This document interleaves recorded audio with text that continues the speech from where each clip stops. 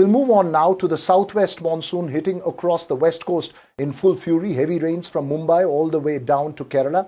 A red alert across the coastline for the next 24 hours as several places, including Mumbai, received record rainfall. Mumbai, in fact, reported it received one of its highest ever rain for the month of May. A holiday has been declared for educational institutions in several districts of Kerala. Red alerts in coastal districts of Karnataka and the hilly regions of Kodagu, where NDRF, we believe, in several parts has been called in to be on standby. Bengaluru, though, remained cloudy with just intermittent rain as the southwest monsoon sets in early this year.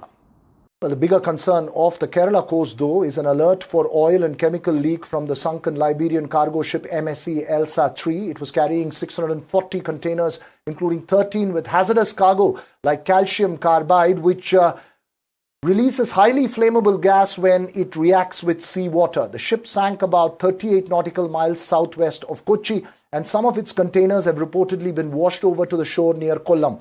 The Kerala government has sounded a statewide alert, and fishermen have been advised not to venture into the sea, and the Coast Guard is working to contain the oil spill. According to the Coast Guard, the ship had around 84 metric tons of diesel and 367 metric tons of furnace oil in its tanks. So what are the key challenges ahead for containing the environmental damage? Joining me this evening, Commodore Seshadri Vasan and Vice Admiral Anup Singh, both retired. Thanks very much to the two gentlemen for joining us here, sir. Commodore Vasan, first to you. What would be the key challenges in containing the situation? We believe 3 Coast Guard ships, according to reports, have been deployed to contain or prevent pollution leak from that ship. Thank you very much. And good evening to all the listeners. What is evident is at least the Indian Navy and the Coast Guard have been successful in saving their lives, which was the most important part of this entire operation. But the serious concerns are related to the carriage of containers which were loaded with hazardous materials, as they say, which interacts with this and is likely to spoil the entire ecosystem on the southern coast, mostly related to fisheries. These are the monsoon seasons, and we've seen it, monsoons after monsoon, invariably there is some kind of an accident that takes place, and therefore this is a great challenge today in terms of ensuring that the fishing grounds are not affected badly. But the fact today is that it's already spoiled, and the churning that is taking place because of the monsoon, the tidal currents which flow towards the coast are making it very difficult for the fishermen here and also for the agencies who are combating pollution. Apparently, there was some report yesterday to say that the contingency plan at the state level is still in the making level. So, which is a little serious because every year you face these problems of the sea's fury. Lives are lost, ships do sink. We can go back to the records and see the number of ships that have sunk, and therefore there is a huge challenge here in terms of combating the oil pollution that is affecting the shores. The Coast Guard obviously is doing a good job. It is designated as the nodal agency for such disasters under the National Oil Spill and Disaster Contingency Plans. The state has its own responsibilities, and therefore we have to wait and watch to see how much of this oil is likely to hit the coast.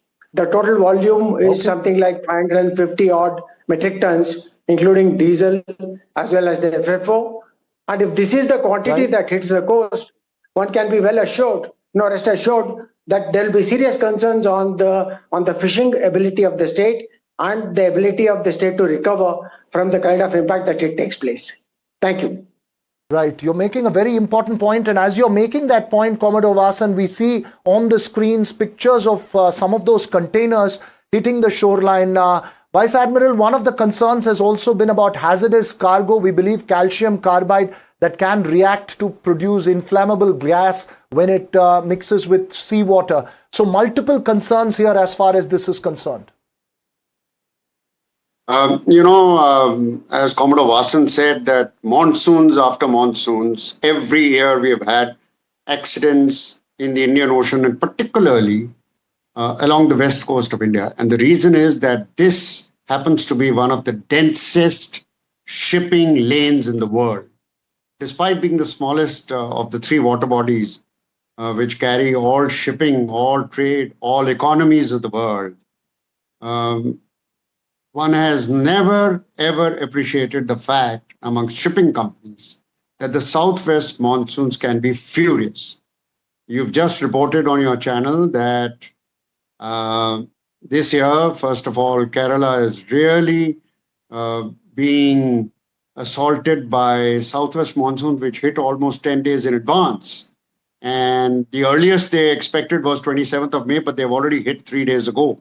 And to the day this incident took place on Saturday, 40 knots of strong winds, 3 to 4 meters height of swell, and very strong currents were reported. In fact, when the Coast Guard ships and the Indian naval ship Sujata went to recover these people, the greatest point of satisfaction is that all 24 crew members have been safely recovered and have been sent ashore for medical treatment and for immigration authorities, and later subsequently for an inquiry. Okay. The cargo could not be saved because when the ship's company, the Mediterranean Shipping Corporation, which is one of the largest fleet owners and with very good reputation in the world, reported to the Indian authorities that the ship is already listing by 26 degrees to starboard. Now, that's far too much beyond safety, even in calm waters. And during southwest monsoons, it was very dangerous for even the crew to get out of the ship in that kind of a list. The 3 of the last people picked up by INS Sujata included the master. It was a miracle that when with life jackets on, they went into the sea to be recovered by Sujata's boat. They all came to the ship, to the naval ship, very safely. The point over here is not so much of oil pollution, because fortunately, the Indian Coast Guard has really come of age.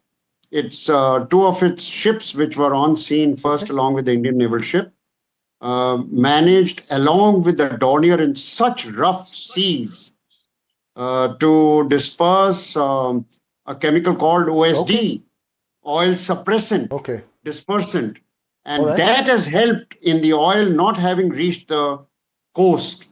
So the fishing activity is not going to be targeted too badly by this accident, but it is the hazardous material carrying containers which are of great concern right now.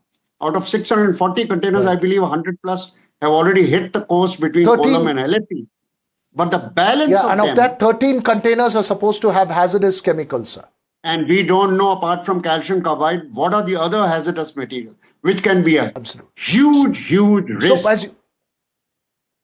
So, you're making a very, very important point, obviously from the depth of your knowledge and experience. Commodore Vasan, we have very limited time left, but very briefly, as the Vice Admiral was pointing out, the monsoon situation also affects the containment operation, does it? What would be the key operational challenges at the moment for the Coast Guard ships that are involved there? Very briefly, sir. I would only like to compliment what Admiral Anup Singh has brought out, and to say also there are 2 important factors which you need to look at.